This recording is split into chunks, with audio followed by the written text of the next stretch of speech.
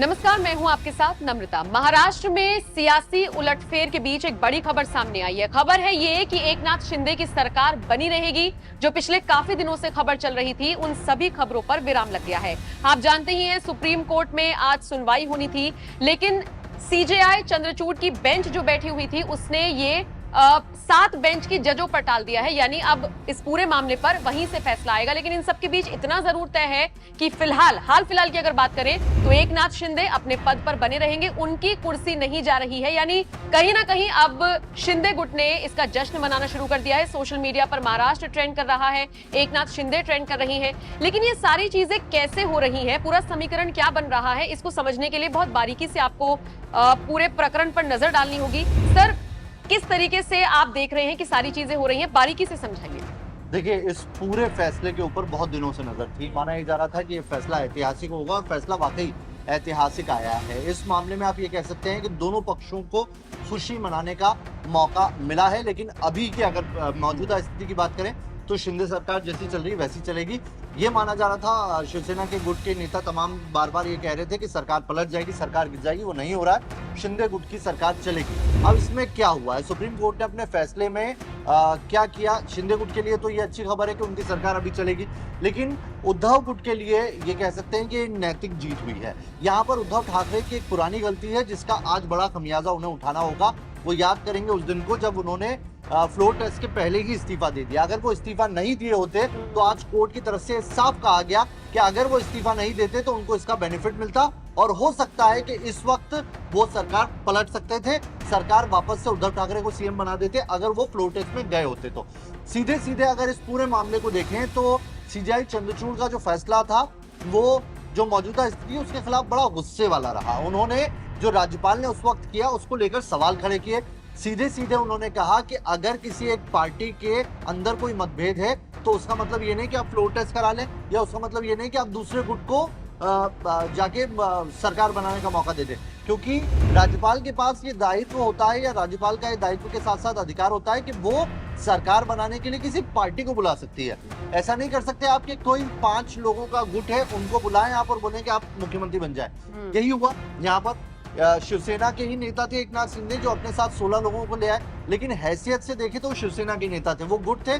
Party का symbol Uddhav Thackeray के पास था, तो वो जो हुआ वो नैतिक नहीं था। उन्होंने इसको लेकर राज्यपाल के जो कार्य प्रणाली थी उसके ऊपर सवाल खड़े किए। उन्होंने जो पुराना फैसला था उसके ऊपर भी सवाल खड़े किए। देखिए, सीधे सीधे अगर मैं आपको कहूं तो जो बड़ी बातें कही है कोर्ट ने उन पर नजर डाल लेते। 2016 का फैसला सही नहीं है कि डिप्टी स्पीकर या स्पीकर के खिलाफ अगर अयोग्यता का मामला है तो फैसला लेने का अधिकार नहीं रखते हैं। ये हुआ था पिछले मामले में।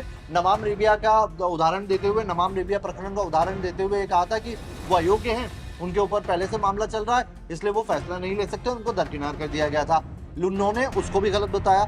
स्पीकर ने कोशिश नहीं की कि शिवसेना और शिंदे गुट के जो अधिकारी है उनकी विप जो है उसको लेकर डिटेल मांगी जाए।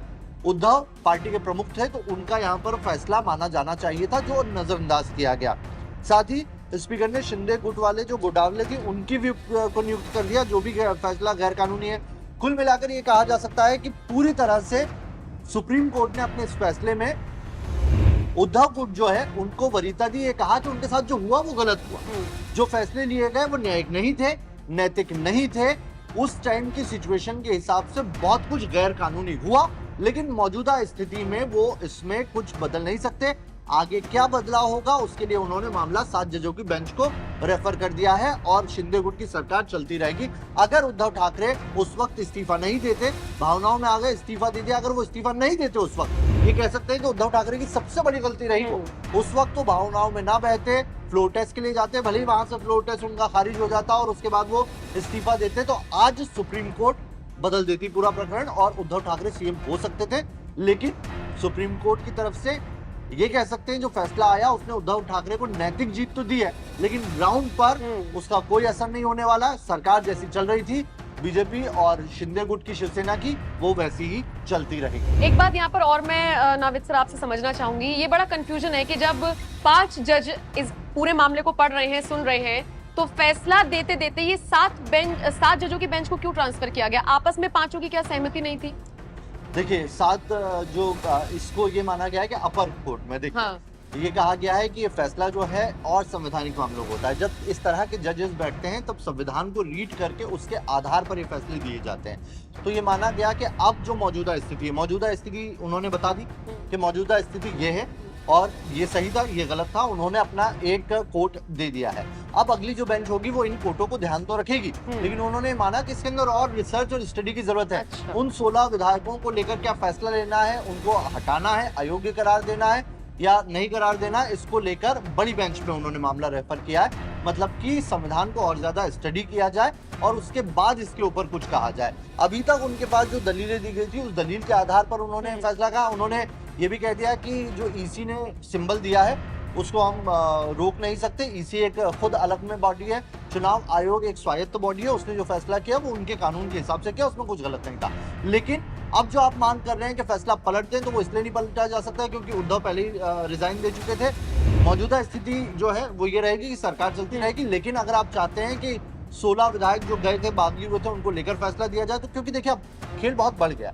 अब उस टाइम की सिचुएशन जो उस वक्त थी, जब 1 साल पहले जब सरकार गिरी थी, और आज की सिचुएशन में फर्क है। उसके बाद ये चुनाव आयोग इस मामले में आ गया, चुनाव आयोग ने दोनों को उसको पार्टी का दर्जा दे दिया। अभी जो मामला जो चल रहा था वो मामला ये है कि भैया आप एक गुट को कैसे सरकार में ला सकते हैं, लेकिन अब वो पार्टी सिंबल है उनके पास, अब वो पार्टी की उनके पास वजूद भी है, तो उस मामले में इसे और ज्यादा रीड किया जाएगा। आगे क्या करना है उसके लिए बड़ी बेंच को उन्होंने रेफर किया। क्योंकि बहुत सारे सोशल मीडिया यूजर्स ये सवाल उठा रहे थे कि दिल्ली में जो पूरा मामला हो रहा था कि दिल्ली सरकार बनाम उपराज्यपाल, वो तो चुटकी में सुप्रीम कोर्ट ने सुलझा दिया, फिर इस मामले में बड़ी बेंच को क्यों सौंपा गया, इसीलिए मैंने आपसे जानना चाहा। देखिए यहाँ पर एक बड़ी दिलचस्प चीज ये है कि एकनाथ शिंदे के पक्ष में सारी चीजें होती चली गई। पहले वो बागी हुए, उसके बाद विधायक उनके साथ आ गए, उद्धव ठाकरे की सरकार गिर गई, उसके बाद वो मुख्यमंत्री भी बन गए। लेकिन पिछले कुछ दिनों से ये भी खबरें चल रही हैं कि उलटफेर हो सकता है, बीजेपी खुद ही ये खेल कर सकती है। आपने भी और मैंने दोनों ने ये खबर आप सभी को बताई थी कि उलटफेर ये हो सकता है कि पदों का आदान प्रदान हो सकता है, देवेंद्र फडणवीस को मुख्यमंत्री बनाया जा सकता है, शिंदे को उप मुख्यमंत्री। लेकिन इन सब के बीच अब ये जो खबर आई है कि एकनाथ शिंदे फिलहाल मुख्यमंत्री बने रहेंगे और उद्धव गुट अभी फिलहाल भले ही खुशी ना मना रहे हो, लेकिन आगे उनके लिए भी चांसेस हैं क्योंकि नैतिक जीत तो उनकी हुई ही है। देखिए नम्रता, यहाँ पर दो चीजों को बहुत ज्यादा क्लियर करनी चाहिए, टीम ए और टीम बी। ठीक है, दो अलग अलग टीमें हैं, हम उनको लेके अगर डिकोड करें तो टीम ए में पहले जिसके ऊपर आज फैसला हुआ उसमें टीम ए में शिवसेना थी।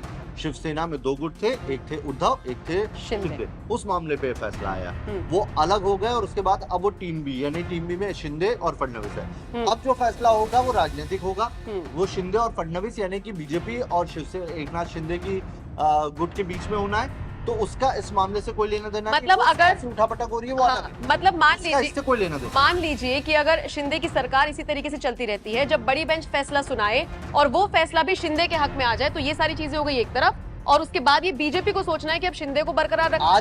आज देखिए कोर्ट की तरफ से तो शिंदे को कोई आंच नहीं आई है। सियासी तौर पर अंदर खाने जो हो रहा है वो अभी भी हो सकता है, उसके अंदर आप कुछ नहीं कह सकते ना वो क्या होना है। तो वो बीजेपी और एनसीपी बना रही सरकार वो अलग मसला है, लेकिन आज कोर्ट की तरफ से शिंदे को संजीवनी मिल गई, उद्धव को नैतिक जीत मिल गई और उम्मीद मिल गई। जीत जो है उसका ग्राउंड पे कोई असर नहीं होता।